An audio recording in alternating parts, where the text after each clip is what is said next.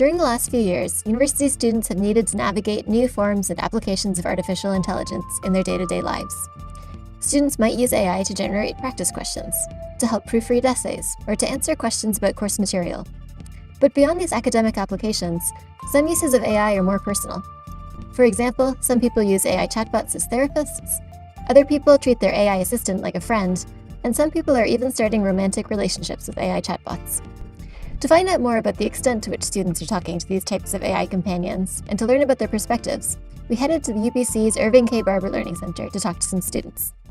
Is this something that you've heard about? Have you heard about these types of AI therapists or companions, or have you tried using one yourself?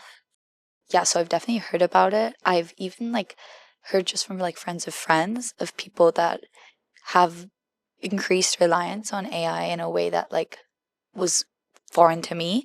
It was academic for me, but when I started hearing about it on social media and then within my closer community, I was like, oh, this is a real thing.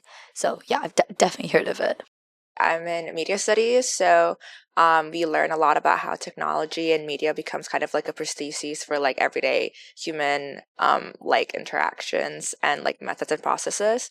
So one of the papers that I wrote about were how AI companions and AI boyfriends and girlfriends are becoming a prosthesis for intimacy and companionship and love.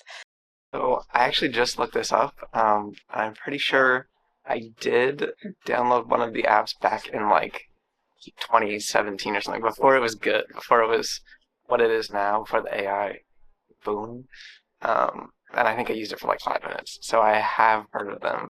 So I have heard about them, and I have tried talking to them myself, and I'm just using it to get advice on little day-to-day things and the things that I kind of think about in my head. Sweet. And what was that experience like? I find that it's typically biased towards almost what it wants me to hear, and so sometimes I have to, if I'm looking for advice, for example, if I get into an argument with a friend or a family member and just want some objective advice, I have to be very clear, don't take my side. I want you to be objective in the advice that you give me, and I kind of use it so that I get different perspectives about certain things that are going on in my life.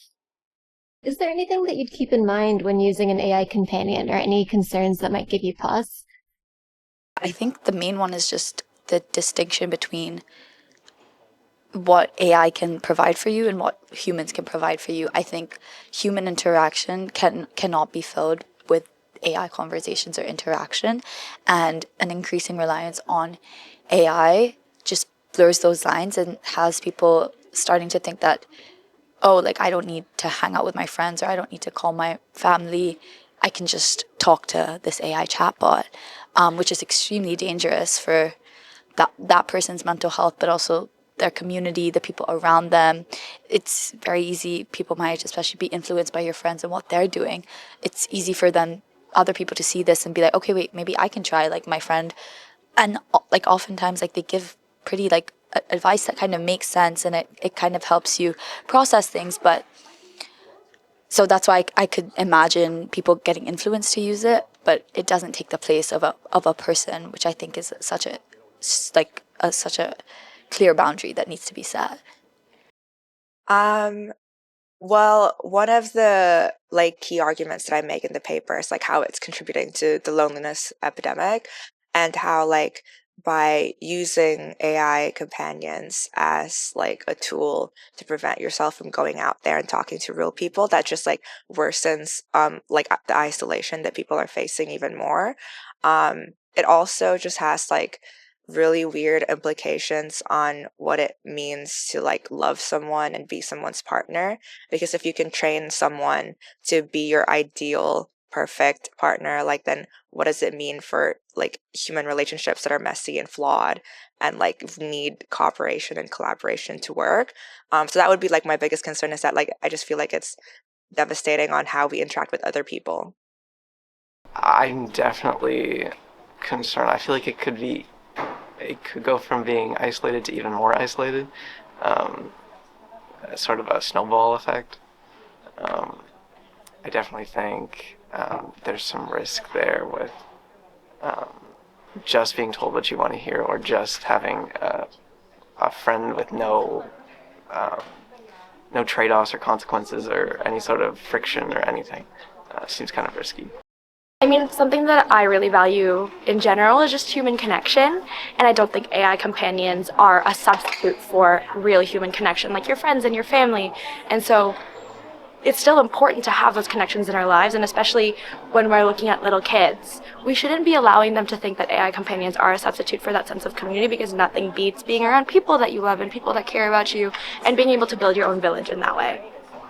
So if you had to summarize your position on this, where 0 is you're very against using AI companions and 10 is you're totally for it, really excited about it, where do you think you'd fall? I would definitely say I'm at like a 4 or 5, especially if we're talking about college students and people my age at an impressionable period of their life. I think it can be easy to find yourself relying on things that are not necessarily good for you. And in the past, it's been different things, but now it's starting to be AI chatbots, and that does concern me. I think I would be a 1. I think using AI in that regard kind of like just atrophies your basic human social interaction skills, which is already kind of bad following COVID and like the rise of social media where you can just talk to people not face to face. I think I'd be between around a 5 or a 6. I think that people need to have the tools and learn how to develop, they need the tools to develop relationships with other people, and that's the foundation of the human experience. But AI companions can also be useful in, again, getting that objective kind of bird's eye view on certain situations, or if you're just kind of looking to let off some steam and get some objective advice, I think it's a really good way to do so.